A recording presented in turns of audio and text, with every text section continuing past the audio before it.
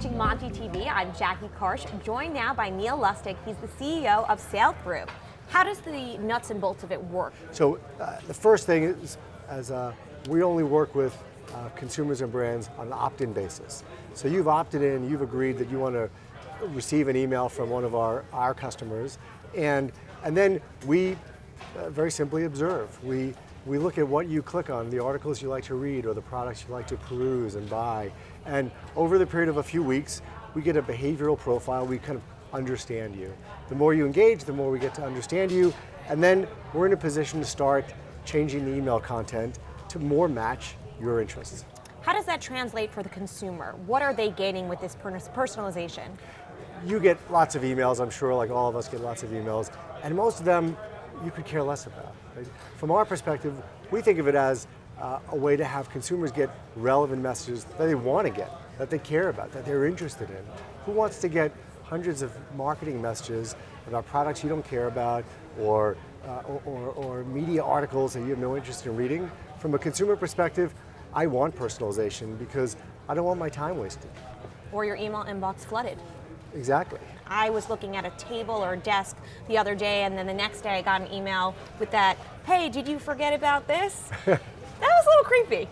Right, so this is, there is definitely a nuance to how personalized and how engaged, because you want to be personal, but you don't want to be creepy, intrusive, you don't want to cross the line. Then again, I bought the table.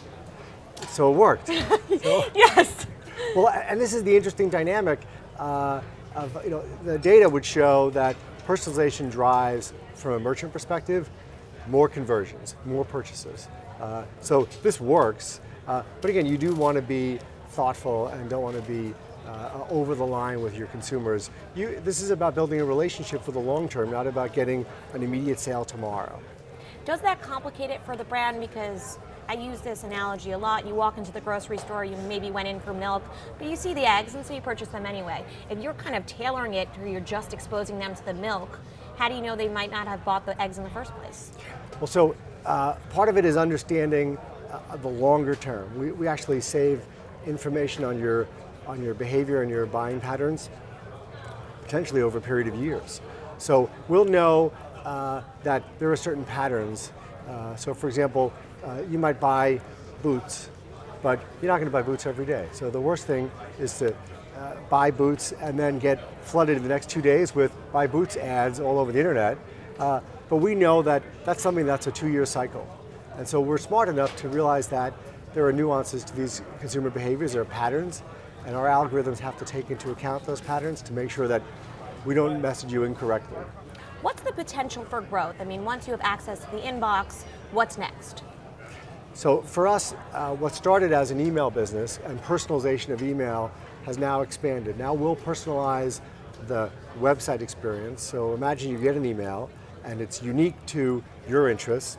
Very excited, you see all these terrific products that you actually care about. When you go to the merchant's website, those same product selections or similar product selections are now reflected because we can personalize the web experience as well. And the next thing for us later this year will be doing the same exact thing on mobile. So mobile messages that are personalized, mobile app experience that's personalized, all driven off this notion of we don't want to waste your time. We want only relevant communications with you, the consumer, so that you want to build a relationship with the brands that we represent.